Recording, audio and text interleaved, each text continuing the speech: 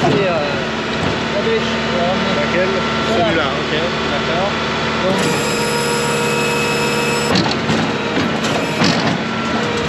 Tu viens le prendre petit à petit, c'est ça? Ouais, tu le prends petit à petit. Tu es capable de charger la bâche et on est bon.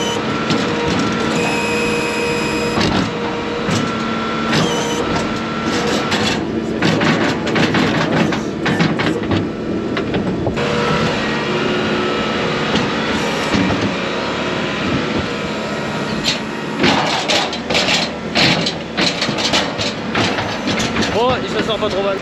Bon, comment il marche? Et bien... Frein à main, je suppose, il est là.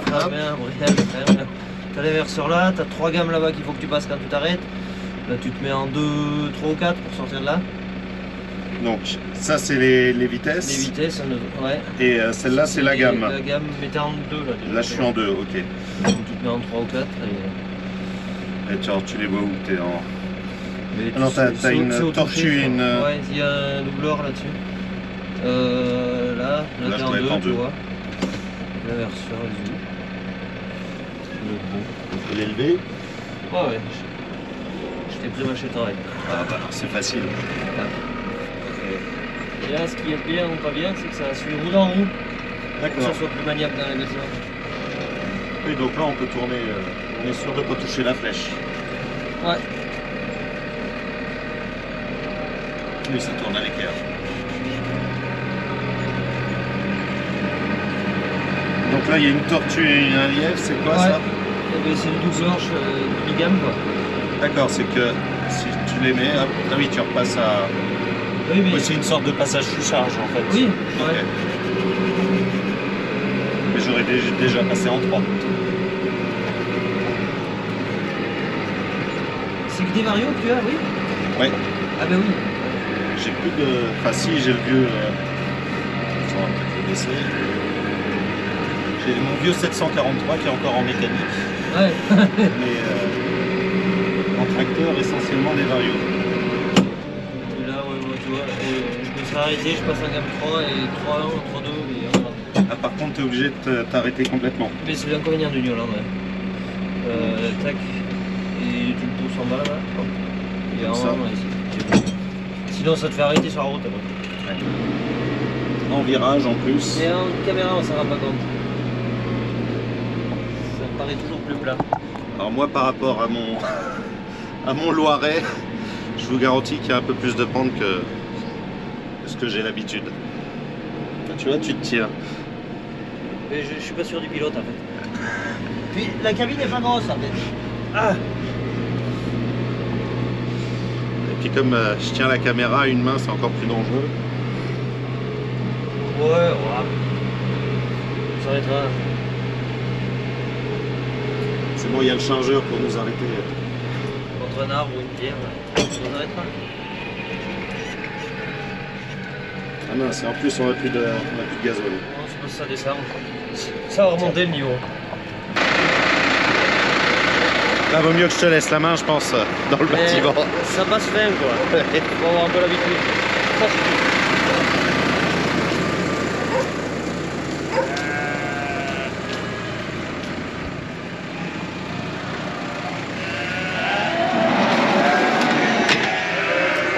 Donc là, Là, je mets ma corde, tu vois. Ouais. C'est vraiment le tracteur. Ça, c'est pourquoi? C'est pour... C'est les moteurs hydrauliques pour que ça reste encore. Ah oui, d'accord, ok. J'ai le même sur mon 743. Ensuite, je vais reculer un peu mon tapis pour sortir l'ensilage du démêleur. Et on le voit là. On voit que ça pousse. Ça, tu le mets au fond contre la porte. Je le pousse un peu, ouais, au moins ça facilite l'entraînement et le débourrage.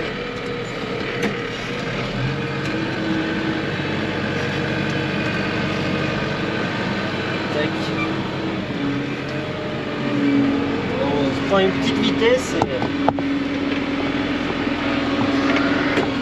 Après, c'est toi qui règles ton débit en fonction de... Après, je règle mon débit. au visuel, quoi. Ouais, il n'y a pas la pesée là-dessus.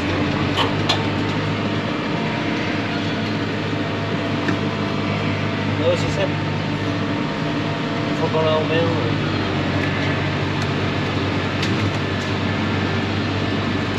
Se mettre la tête en dessous des brebis. Ouais, Ouais, ils ont fait.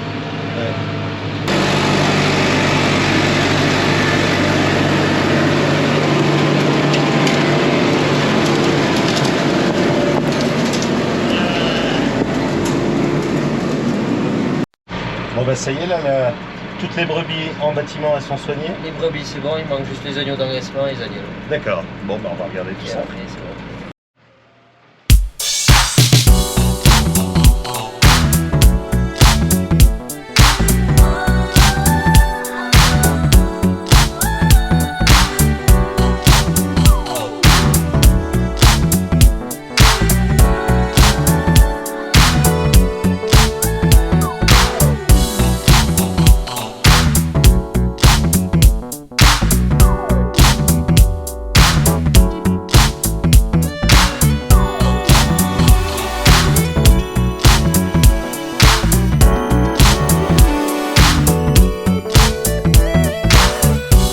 Donc là tous les agneaux sont bouclés dès la naissance en fait. Ouais, pour tout simplement la traçabilité. Et même moi au niveau des brebis, si j'ai des annotations, des remarques, si je vois qu'elles ont du lait sur un seul côté ou autre, ça me permet de... Je fais mon tri des réformes à l'agnelage. D'accord. Toutes celles-là qui ont eu des problèmes, où je peux passer les carrières, j'ai tout l'historique des bêtes. Quoi. Ouais, tu te notes à chaque fois ce qui s'est passé quoi. Ouais. S'il n'y a rien, ben, je marque rien, je marque juste la saisie de l'agnelage quoi. Tac. Ça c'est simple, donc là c'est démarré, tu vois, 15,08, choisir une mère, donc je vais pas rentrer le numéro ni lire le numéro, je prends mon lecteur de puce. Ok. Toutes les boucles, d'un côté il y a une puce RFID. Ouais. C'est ce qui nous permet de les lire avec un lecteur. D'accord. Donc là tu vas pouvoir tout de suite les... Donc là il faut que je trouve un agneau à boucler. Ouais, Là, repère bleu épaule. ouais. C'est bon, c'est balancé sur le téléphone. Bleu épaule, il est là. Hop. Ok.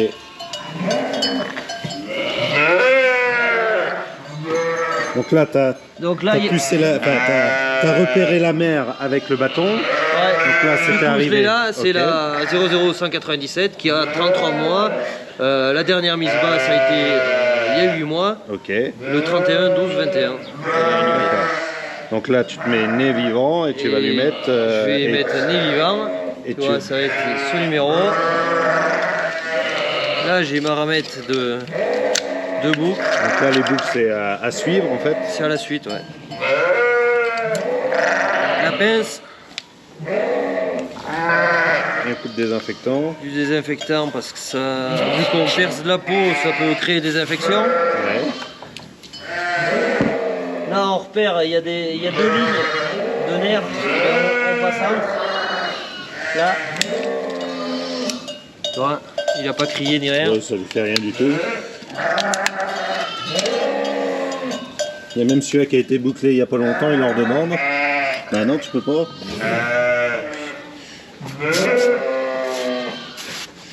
Donc 2 boucles dont une qui est RFID en fait. Ouais, et là, mais je te montrerai sur une autre, si tu veux. Là, à l'intérieur du plastique, tu as la puce RFID. D'accord.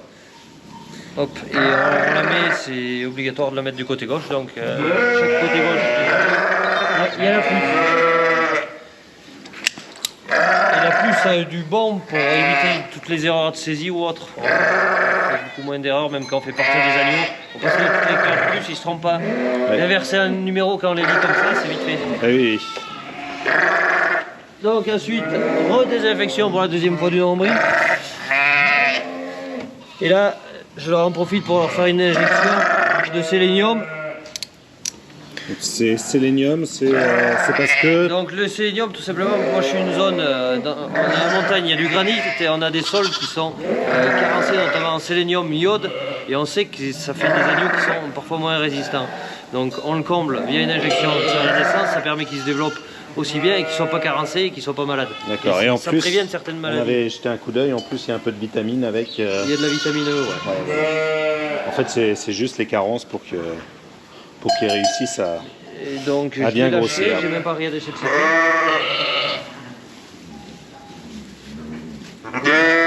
Donc c'est une femelle. Ok.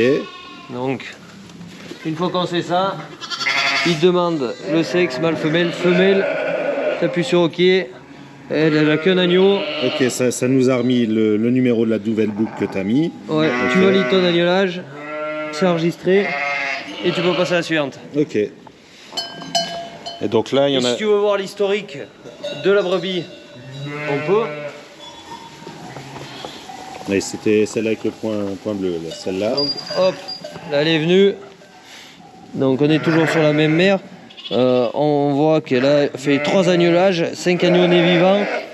Et on a d'ailleurs les dates qu'on a fait partir les agneaux. À 104, 103 et 123 et jours. Tu vois, et le premier, il est parti un peu plus tôt parce qu'elle était agnelle, enfin un peu plus tard parce que c'était une petite. Mais celui-là, tu vois, 123 jours pour une brebis qui avec un agneau, c'est pas forcément. Enfin non, c'était des doubles. Ouais, 31-12, tu vois, elle avait 2 agneaux. Des doubles, ok. Donc dans sa vie, elle a fait la première fois. Non, elle a fait. Et oui. Donc cette brebis a fait 2 agneaux au mois d'avril 2021. Ouais. Elle en a refait 2 au 31-12. Ouais, et là elle vient d'en faire un au mois d'août. Donc c'est une brebis qui fait bien le 3 en 2, celle-là. Ouais, et puis c'est surtout 5 agneaux vivants. Donc elle est à 1,67 de prolif. Donc plus de 1,5, c'est pas mal.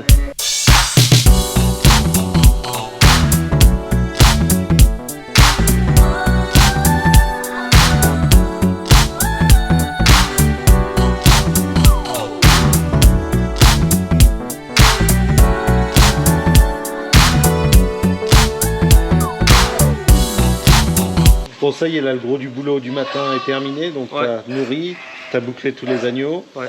Maintenant, c'est surtout de la surveillance. Maintenant, surveillance en journée, le soir, on attaque l'alimentation, quoi, et tout ce qu'il y a à faire. Ouais, tu refais un deuxième tour. Repasser dans les lots d'agneaux et tout, quoi. Donc là, ça c'est ton bâtiment, en fait, quasiment tout est rassemblé ici autour, au niveau de la ferme. Donc tu as la partie bergerie, et là on va voir la partie stockage. De foin, même de tout, et puis une petite partie matérielle. Ouais. Allez, on va faire le tour. On va voir tout ça. Donc qui dit élevage dit stock de fourrage pour nourrir, quoi. Donc là, on a du foin, on a du regain, on a de la paille. Tout est aligné, quoi. Le regain, c'est le deuxième foin. C'est le foin de deuxième coupe. Foin de deuxième coupe, quoi, qui est meilleur en général. Il est meilleur ? En général, ouais. Ah oui, nous, par chez nous, le deuxième foin, c'est pas forcément le meilleur. Ben nous, c'est derrière les ensilages, là, c'est extra. Ah oui, derrière les ensilages, ok, ouais. Mais derrière les parcelles de foin, non, on n'arrive pas chez nous à faire deuxième coupe. Et donc, là, cette année est un peu particulière, parce que concrètement, en termes de stock, là, tu me montrais... le stock de foin de l'année dernière est plus important que tout ce que tu as fait au printemps. Donc ce qui te reste de l'année dernière, après avoir tout mangé... Oui, voilà, après avoir passé un hiver, il me restait mieux de stock que ce que j'ai pu constituer cette année. C'est vraiment une année...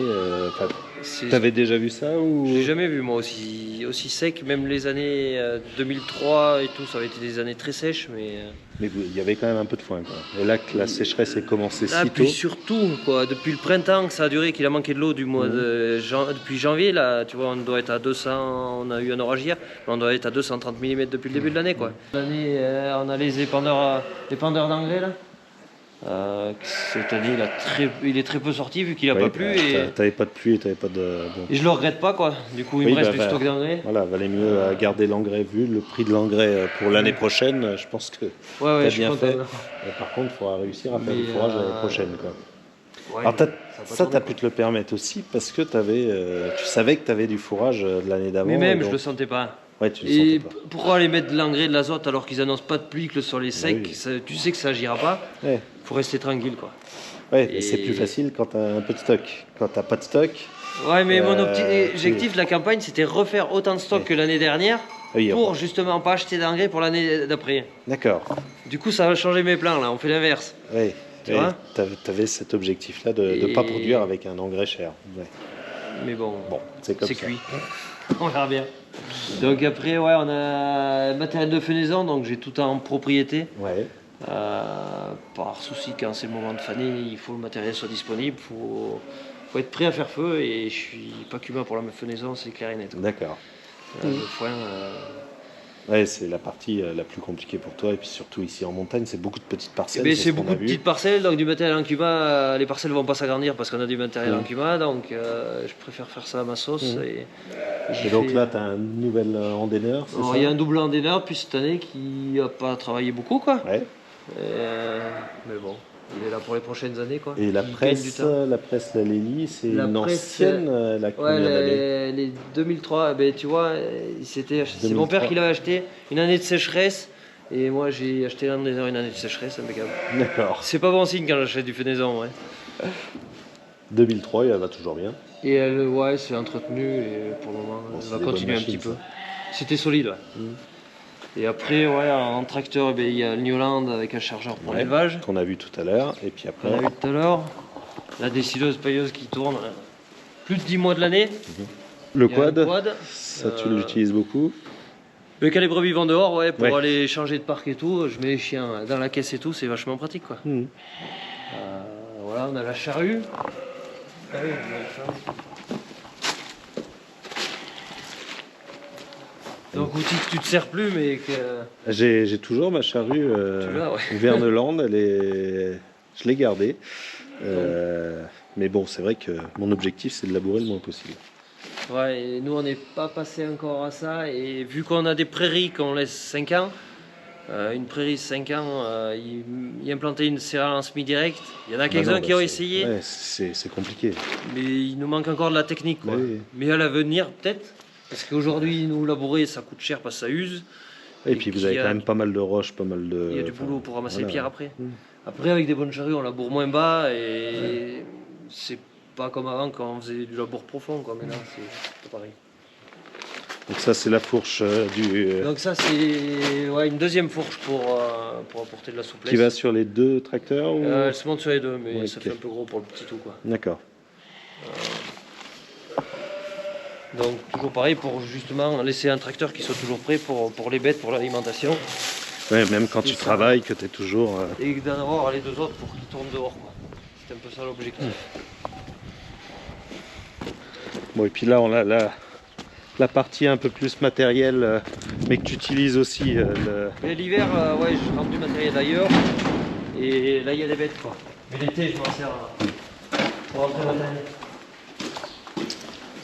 Donc là, on a la faneuse pour tourner le foin. Elle n'a pas travaillé non plus. On a Ouais. tourné le foin une ou deux fois. cette Oui, année. il n'y avait pas besoin. Elle s'est pas usée, ça.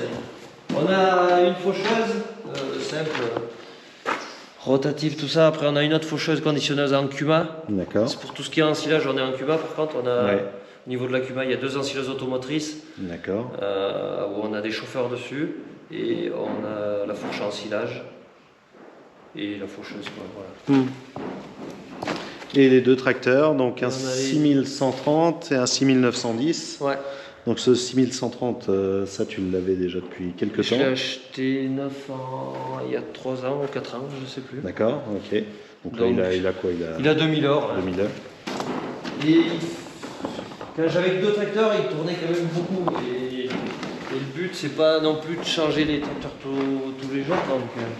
Et donc c'est pour ça que tu as trouvé ce petit tracteur d'occasion. Donc celui-là, ouais, c'est pour permettre de soulager un peu les deux et gagner en souplesse, quoi. Ok. Après, c'est un pari, soit ce sera un pari gagnant, soit on verra bien, quoi. L'avenir le dira, mais je me fais pas bien de soucis. Ouais, une fois que... Bon, c'est un tracteur qui avait quand même quelques temps, qui avait 6000 heures. c'est Non, ça il a 9000 heures. Là. 9000 heures, ah oui, ok. Il a 9000 heures et puis voilà, quoi. Ouais, mais c'est des bons petits tracteurs C'est réputé, ouais. qui doivent bien tourner. Donc, voilà.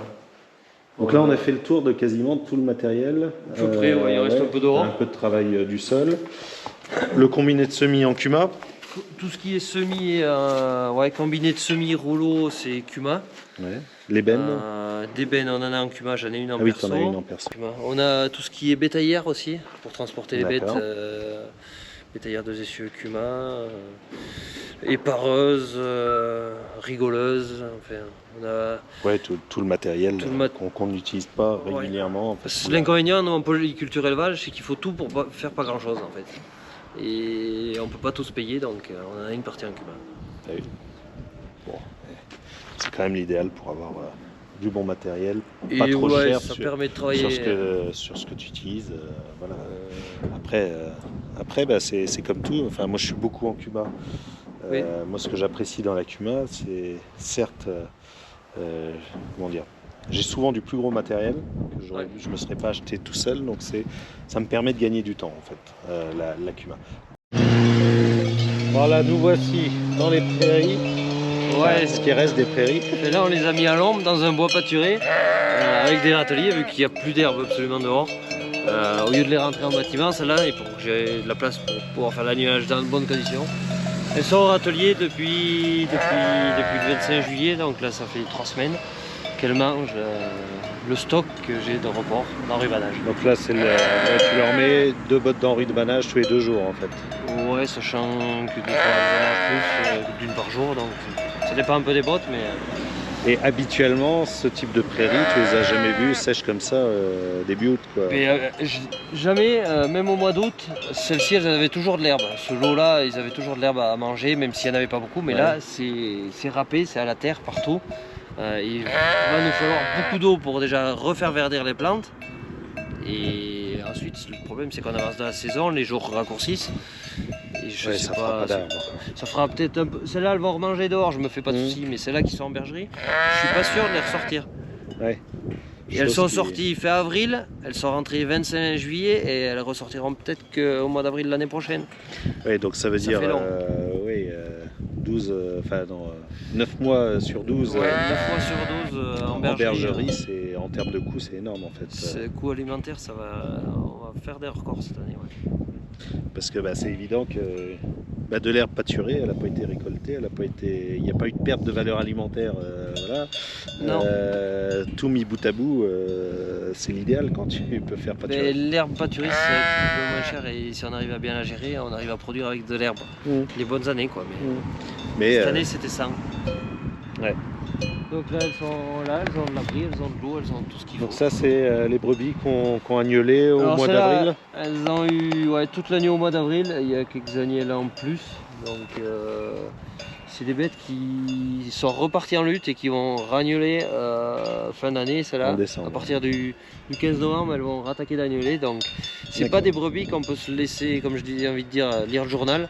Faut que ça mange, faut que ça reprenne du poids pour être prêt à refaire les agneaux après par derrière. Oui, t'as pas une période entre guillemets calme, puisque comme tu es en 3 agnolages par an, tu peux pas te dire je les laisse entre guillemets sur une mauvaise pâture pendant 2-3 mois. Non, ça va pas le faire. Faut que ça mange en permanence et faut que ça mange bon. Et là, c'est quoi comme race? Donc là, on est sur de la blanche du Massif central, donc une race locale, rustique et qui est productive et qui arrive assez bien à se désaisonner. Donc du coup, ça a des avantages pour la production d'agneaux. Ça colle vraiment bien avec ton système. Elle est adaptée à notre territoire. Donc c'est ce qui est génial. Ouais. Après, elles ont des contraintes aussi. Hein. C'est quoi leurs contraintes? Sensible aux boiteries. Tu vois, autour d'un râtelier, là, qu'il y en a plus, faut pas hésiter à les déplacer. C'est des boiteries très fragiles au niveau des boiteries. D'accord. Et pourquoi? Parce qu'elle a un pied plus... Je sais pas, est-ce que c'est la sélection, la génétique, on n'y a pas prêté assez attention, mais ça devient compliqué, ouais. Elles ont des belles conformations en tout cas. Là, c'est pas les plus en état, mais une fois qu'elles auront repris un peu, là, elles seront pas dégueulasses. Ouais. Là, pour elles, c'est la période la plus critique parce qu'elles ont été, ça a été sauvé il n'y a pas longtemps. Elles sont juste en train de redémarrer la période où elles vont reprendre l'état. C'est pas là où elles sont le plus belles, celles-là. Bon en tout cas, un grand merci de m'avoir accueilli, de m'avoir un petit peu fait découvrir l'élevage au vin. Merci à toi. C'est vrai que moi ça m'intéresse. Et donc vous pouvez retrouver sur ta chaîne. Ouais. Alors c'est quoi ta chaîne? C'est Guillaume Éleveur de Brebis. Comment est-ce qu'on te retrouve le plus facilement? Sur YouTube, Guillaume Éleveur de Brebis ou après sur d'autres réseaux, mais essentiellement sur YouTube. Ouais. Et donc tous les dimanches matin, tous les dimanches 8h, une vidéo sur ta semaine. Sur un peu ce que je fais, vous montrer un peu le temps, les événements, les imprévus du métier. Si vous ne connaissez pas déjà, allez voir, allez vous abonner à sa chaîne, c'est vraiment extra. Enfin, en tout cas, moi j'aime bien et ça m'a... Voilà, j'aime bien, j'adore tes vidéos qui sont bien rythmées. J'ai envie de dire à charge de revanche, il faut que je me libère un peu. Il faut que tu viennes dans le Loiret, voir ce qui se passe dans le Loiret et puis que tu découvres un peu ça va te changer un peu de ta montagne. Mais... ça va me changer, après il faudrait pas que j'ai plus envie de revenir chez moi quoi. Il n'y a pas de raison. Normalement non. Et merci à toi. Bon, un grand merci. Et À puis bientôt. à samedi prochain pour une nouvelle vidéo. Ciao. Allez, à bientôt.